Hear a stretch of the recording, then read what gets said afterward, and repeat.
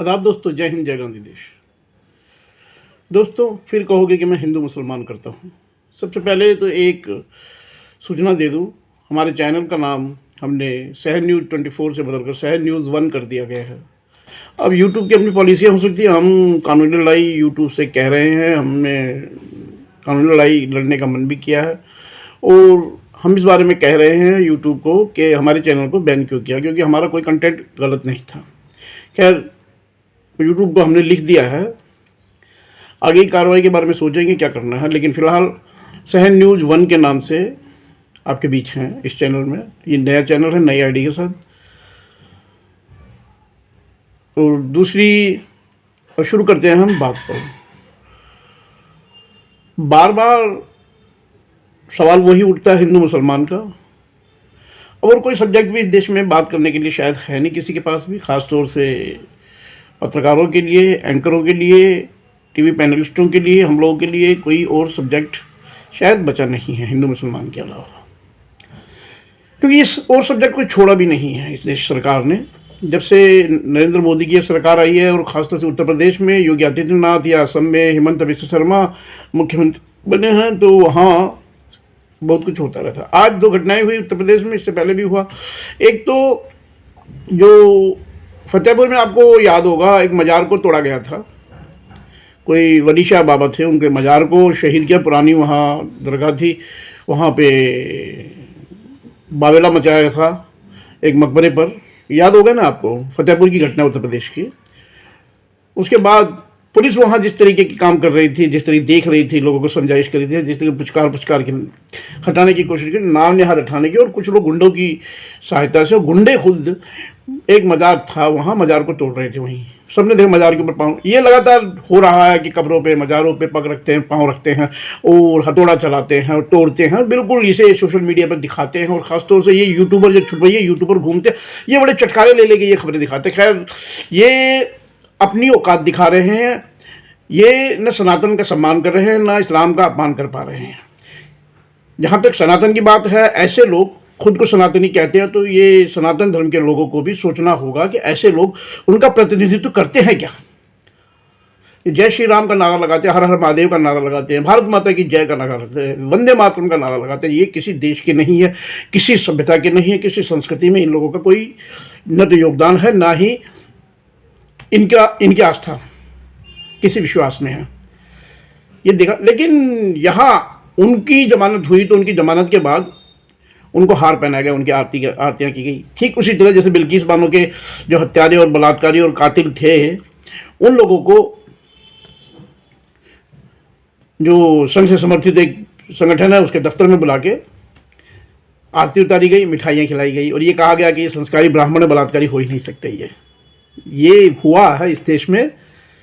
और आपको याद होगा, लिंचर्स को हार पहनाने वाले ये लोग हैं। झारखंड में लिंचर्स को पहनाने के लिए केंद्र का मंत्री गया था, सिन्हा, जो हार पहना के आया था उनका, ये है। और दूसरा, लगातार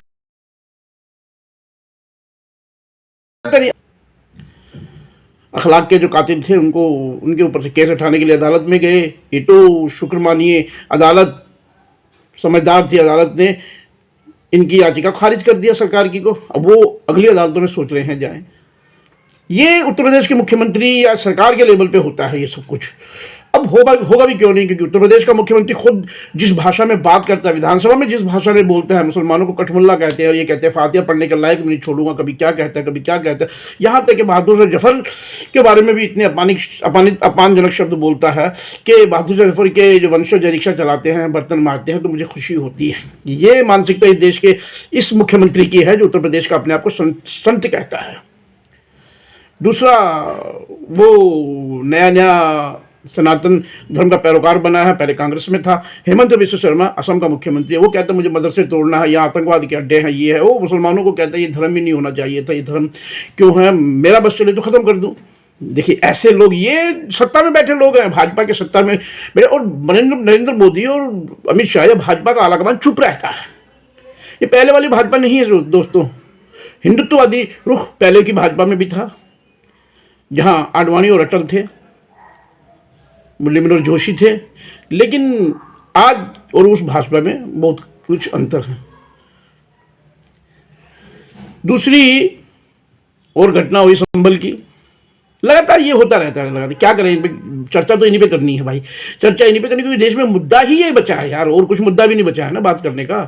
तो आपने देखा होगा संभल में जो कुछ हुआ वहां, देखिए अब ये कहते हैं ना कि हम कानून का राज चला रहे हैं, कानून का राज तो सबने देखा, संभल में गदा लेके एक पुलिस वाला कैसे घूम रहा था, हनुमान जी की गदा लेके कैसे घूम रहा था, शर्म उसको नहीं आई, न उसको कानून को कोई शर्म आई। प्रशासन, हालांकि सबने देखा था उस व्यक्ति को, नाम लेके उसका क्या नाम, उसका नाम करेंगे हम, लेकिन सबको पता है उस आदमी का। उसके बाद प्रमोशन हुई उसकी। संभल में एक मस्जिद, एक दरगाह क्या मदरसा गिराया गया, एक मस्जिद गिराई गई संभल में अवैध निर्माण को लेकर। अवैध निर्माण की भी एक गजब कहानी है दोस्तों। जहाँ पे कोई मुसलमान का मुद्दा होता है या दंगा हो गया या कुछ भी हो गया, जहाँ पे दो मुसलमानों के नाम है, तुरंत दूसरे दिन उसके घर पे वो बुलडोजर चला दिया है। शुरू में तो बुलडोजर चला तो पर्चा तो कम से कम चिपकाते एक रात के लिए, रात को पर्चा चिपका जाएंगे, सुबह तोड़ देंगे, ये होता है। कानून है भाई, बुलडोजर कानून कब से बन गया? फिर अदालतों को बंद कर दो ना, अदालतों पे ताला लगा दो, लेकिन कोई बोल नहीं रहा है। और फिर ये कानून मुसलमानों पे ही क्यों चलता है? उन लोगों पे क्यों नहीं चलता? इन गुंडों पे क्यों नहीं चलता? उन लोगों पे क्यों नहीं चला जिन्होंने जो क्रिसमस के दिन तोड़फोड़ की थी ईसाइयों की गिरजाघर में? उन लोगों के घरों पे क्यों नहीं चलता जो पादरी को गले से पकड़ के और उससे कह रहा था गायत्री मंत्र पढ़? हालांकि उसको खुद को 2 लाइन पता नहीं, क्योंकि उसका बाद में इतिहास पता चला कि वो तो मुसलमान था, कन्वर्टेड होकर बांग्लादेश से घुसपैठिया था, और यहाँ आके उसने अपने आप को बचाने के लिए हिंदू धर्म कबूल कर लिया, अब छुपता फिर रहा है कानून से। लेकिन ये आंख मिचौली होती रहती है, ये आंख, मुझे यहाँ तक लगता है, क्योंकि प्रशासन के ऊपर क्या उंगली उठाए, प्रशासन बिल्कुल नंगा हो चुका है इस मामले में। प्रशासन वही कर रहा है कि सरकार कह रही है, सरकार को मजा आता है ये सब करने में, क्योंकि उनकी वोट बैंक बनती है। विपक्ष बेचारा इसलिए चुप है कि विपक्ष देखता है कि हिंदू नाराज हो जाएंगे, तो मुसलमानों के मुद्दे में बोलता ही नहीं। मैं खुद विपक्ष की पार्टी से संबंधित हूं, लेकिन कह रहा हूं, सही कह रहा हूं कि हम बोलते ही नहीं। हमें डर लगता है कि मुसलमानों के बारे में बोलेंगे और डर लगेगा हमें, हिंदू वोट नाराज हो जाएगा हमसे। बेशक ये हिंदुत्व के पुरोधा दिल्ली में झंडे वालान के मंदिर में तोड़फोड़ कर देते हैं दिल्ली सरकार, और मुख्यमंत्री एक सभा में हनुमान जी का सीधा अपमान करती हैं। कुछ लोगों को मजाक करके उनको कहती है हनुमान जी की तरह है ये दिल्ली की मुख्यमंत्री कहती है, लेकिन कोई ध्यान नहीं देता। कोई मुसलमान ये बोल देता है तो शाहरुख खान के ऊपर जरूर इल्जाम लगा सकते हैं कि शाहरुख खान ने बांग्लादेशी क्रिकेटर को खरीद लिया। अरे भाई खरीद लिया, लेकिन बेचा किसने? बीसीसीआई ने बेचा। मिथुन मिन्हास उसका अध्यक्ष है, जयशंकर जिसका सर्वे सर्वा है, जो ऐसा सर्वे सर्वा बन गया। भारतीय क्रिकेट कंट्रोल बोर्ड का तो है ही है, भारतीय क्रिकेट कंट्रोल बोर्ड आईसीसी का सर्वे सर्वा है, यही सुनने में आता है शुरू से, यही अरे है भी यही हकीकत। तो यहां बीसीसीआई को कोई नहीं कहेगा शाहरुख खान ने क्यों खरीदा, ये बात है। शाहरुख खान देशद्रोही है, शाहरुख खान गद्दार है, शाहरुख खान, अरे शाहरुख खान का इतिहास इनको पता नहीं है। शाहरुख खान के जो दादा थे वो स्वतंत्रता सेनानी थे, मीर कासिम, और खान अब्दुल गफ्फार खान के सिपाही थे। गजब यही है इस देश में, सब कुछ मुसलमानों पे हो रहा है। फिर गजवा हिंद की बात करेंगे, हम अखंड भारत की बात करते हैं, हम अखंड भारत की बात करते हैं तब भी चिढ़ते हैं। मुझसे एक डिबेट में कहा था कि गजवा हिंद, मैंने गजवा हिंद हम नहीं चाहते, हमें तो पता ही नहीं गजवा हिंद क्या होता है, ये तो आप लोग आरएसएस के लोग बोलते हैं गजवा हिंद। हम तो ये कहते हैं अखंड भारत चाहिए हमें, यहाँ से लेकर अफगानिस्तान तक मुसलमान रहे, ईरान की सरहदों तक मुसलमान हैं, और भारत यहाँ से ईरान की सरहदों तक था। अरे भाई मैं सही कह रहा हूँ, ऐसे लोगों के लिए बोल रहा हूँ। हालांकि भारत में हम सुरक्षित हैं हम सबको, लेकिन अखंड भारत की बात करते हैं तो अखंड भारत हमें चाहिए ना भाई। भारत में 20 करोड़ मुसलमान, 22 करोड़ मुसलमान, पाकिस्तान में 25 करोड़ मुसलमान, बांग्लादेश में 20 करोड़ मुसलमान, अफगानिस्तान में 12 करोड़ मुसलमान, कुल मिला के 112 करोड़ मुसलमान हम होते हैं। यहाँ से लेके अफगानिस्तान तक, ईरान की सरहद, हिंदू कुश की पहाड़ियों तक, ईरान की सरहदों तक, तो बहुमत तो हमें बनाइए अखंड भारत यार। जो अनलॉजिकल लोग हैं, ये टटपुंजिये लोग हैं जो भक्त बने फिरते हैं, नहीं नहीं हिंदू धर्म का पता है, न सनातन धर्म का पता है, न इन्हें भारत का पता है, वंदे मातरम का नारा लगाएंगे, वंदे मातरम आता नहीं है इन्हें। अगर इनसे को राष्ट्रगान पर जनगण मन सुनाओ तो राष्ट्रगान भी नहीं आएगा इन लोगों को, इनको राष्ट्रगीत और राष्ट्रगान का फर्क भी नहीं पता है, लेकिन नारा लगाएंगे और मुसलमानों से नारा लगवाएंगे। गजब, मुंह में माइक दे के नारा लगवा रहे हैं। यही घटनाएं हो रही है, तो इनका इलाज क्या है यार दोस्तों? मुझे समझ नहीं आता, इलाज आप लोग भी नहीं ढूंढ रहे हैं, कोई ढूंढ नहीं रहा, मजे ले रहे हैं साले जैसे फिल्म की।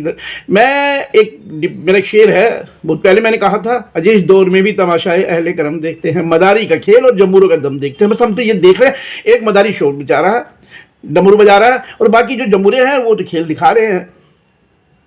मजा तब आएगा जब मदारी खेल खत्म करेगा, जमूरा वो कुछ ले, जमूरे को तो कुछ ना कुछ दे ही जाएगा, बाकी जो तमाशबीन है आप और हम, ये तमाशा देखते रहेगा, ठन ठन गोपाल मिलेगा, घूमते रहना फिर। अभी दोस्तों कुछ नजर नहीं आ रहा है, हमें चाशनी पिला दी गई है धर्म की। हालांकि वो धर्म की चाशनी जो है, धर्म की चाशनी नहीं है, वो अफीम है जहरीली। धर्म तो नाम ही मोहब्बत का होता है।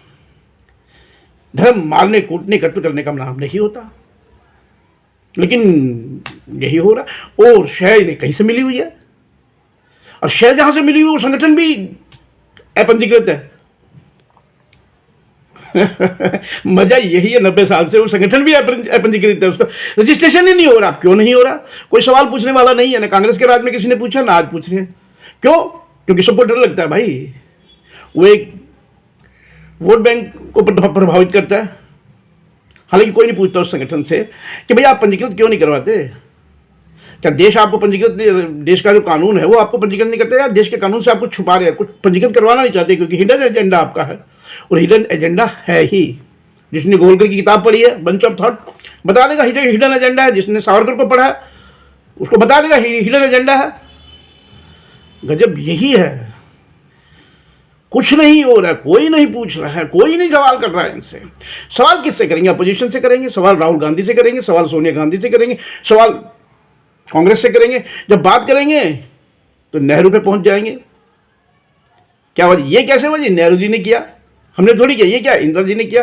30 साल से कांग्रेस का राज नहीं है, लेकिन सब कुछ किया जरा कांग्रेस का। ये तो 15 साल से कुछ नहीं कर रहे। अरे भाई कुछ नहीं कर रहे तो आप बैठे क्यों हैं? मनरेगा खत्म कर देते हैं। किस किस बात की चर्चा करें इनसे, लेकिन चर्चा करने की कोई बात नहीं, फिर भी ये कहेंगे यही मजबूत है। आमतौर पर भी यही भाषा चलती है। क्या कर सकते हैं?